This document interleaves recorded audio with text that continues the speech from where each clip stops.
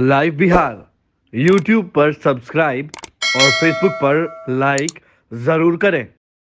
सुरक्षित रहे वो सुरक्षित रहते हैं और जो असुरक्षित है वो असुरक्षित है। इसलिए महामहिम राज्यपाल जी से हम लोगों ने अनुरोध किया है कि आज जो अराजक की स्थिति है राज्य की, कानून व्यवस्था बिल्कुल ध्वस्त है।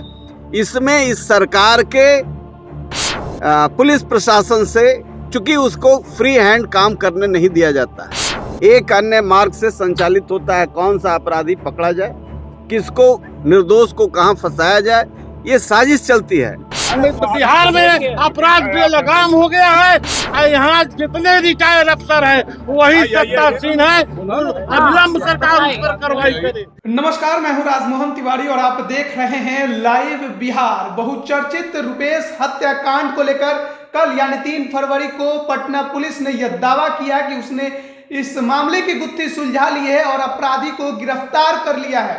प्रेस कॉन्फ्रेंस में पटना के एसएसपी उपेंद्र शर्मा ने कई बातों का खुलासा किया और मामला रोड रेज का बताया, यानी सड़क दुर्घटना में घुसाया एक बाइक चोर रुपेश का मर्डर कर देता है। लेकिन पुलिस के इस दावे पर लगातार सवाल खड़े हो रहे हैं।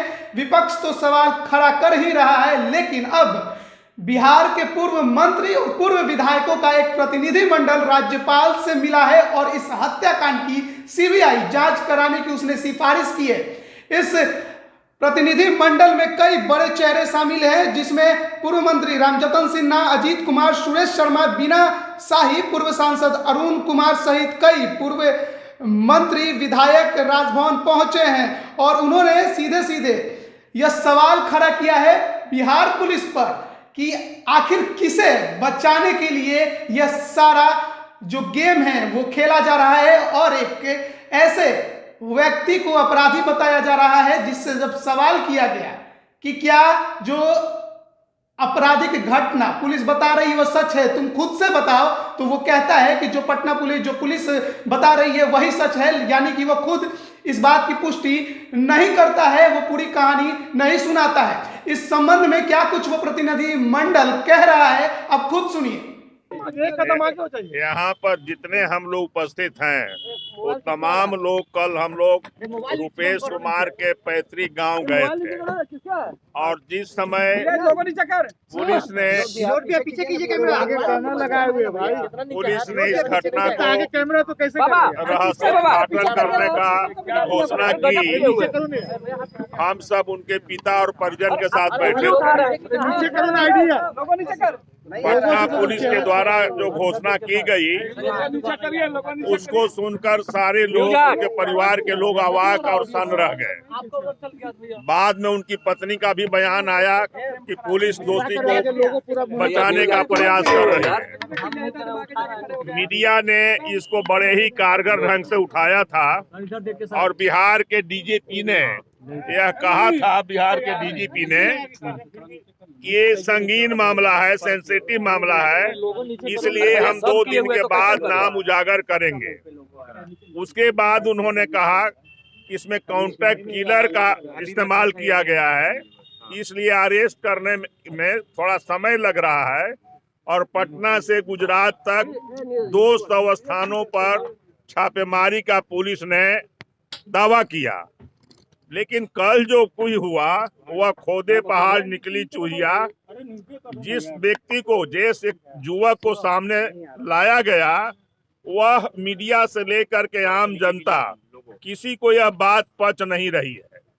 कल ही उनके परिजनों ने हम लोगों से कहा कि आप लोगों के सबसे बड़ी मदद होगी कि राज्यपाल से मिलकर हम सीबीआई की जांच की मांग करा दीजिए।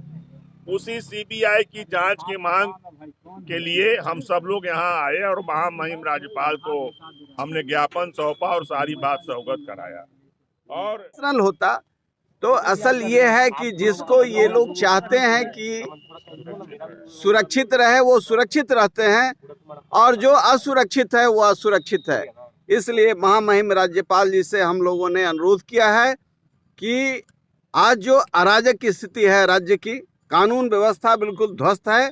इसमें इस सरकार के पुलिस प्रशासन से, चूंकि उसको फ्री हैंड काम करने नहीं दिया जाता है, एक अन्य मार्ग से संचालित होता है। कौन सा अपराधी पकड़ा जाए, किसको, निर्दोष को कहाँ फंसाया जाए, ये साजिश चलती है। कल जो उद्भेदन हुआ और एसपी के, सीनियर एसपी के सामने जो वो कह रहा था, जो साहब कहते हैं वो सही है, यानी वो कमिट भी नहीं कर रहा है। ऐसा लग रहा है कि बिल्कुल उससे कहवाया जा रहा है। इतनी बड़ी घटना, और जो कोई क्रिमिनल के साथ होता, कभी रोड रेस की घटना बिहार में जो होता है, एक दोस्त, वो आमने सामने टकराहट होती है, कहीं इसकी कोई चर्चा भी नहीं, किसी अखबार में चर्चा नहीं, रोड रेस की कहानी बना दी गई। इसलिए ये सब बड़े ताकतवर लोगों के बीच कोई टकराहट होती है तो स्पॉट पर भी घटना होती है, और उसके बाद में उसका फिर फैसला वहाँ नहीं हुआ तो बाद में होता पुलिस है। सर बचा रही है क्या किसी को बता ही नहीं है। इसमें कहीं ये जो घटना है, ये इसमें बड़े ब्यूरोक्रेट और बड़े पॉलिटिशियन को संरक्षित करने के लिए ये किया गया है। ये कॉन्ट्रैक्ट किलर, जो पुलिस ने शुरू में कहा कि कॉन्ट्रैक्ट किलर का प्रयोग किया गया है, वो सही है, और उसके हिसाब से इन लोगों से ये उम्मीद नहीं की जा सकती। इसको सीबीआई से इसकी जांच कराना जरूरी है। अरे सबसे बड़ी बात है कि बिहार में अपराध रुके तो कैसे रुके। यहाँ पुलिस महानिदेशक, हाँ, उनका रिटायर आदमी का एक्सटेंशन होता है। हाँ, मुख्य सचिव रिटायर जो हो जाते हैं उनका एक्सटेंशन होता है। तो यहाँ रिटायर आदमी को शीर्षस्थ पद पर बैठाया जाता है, तो वहाँ बिहार में अपराध रुकेगा? किसी हालत में नहीं रुकेगा अपराध। हाँ, आज हम कहते हैं रुपये से क्या दंड हुआ। यहाँ के एक दो भाई जो चावल के व्यवसायी थे, आज तक उनका पता नहीं चला। कहीं वकील को गोली मार दिया जाता है, कहीं बिहार में अपराध बेलगाम हो गया है। यहाँ जितने रिटायर अफसर हैं वही सत्तासीन है। अविलंब सरकार उस पर कार्रवाई करे। तो जैसा कि अभी आपने पूर्व मंत्री और पूर्व विधायकों के प्रतिनिधि मंडल का बयान सुना, जिसमें वो सीधे सीधे ये कह रहे हैं कि जो कहानी पुलिस बता रही है उस पर एक बच्चा भी भरोसा नहीं करेगा।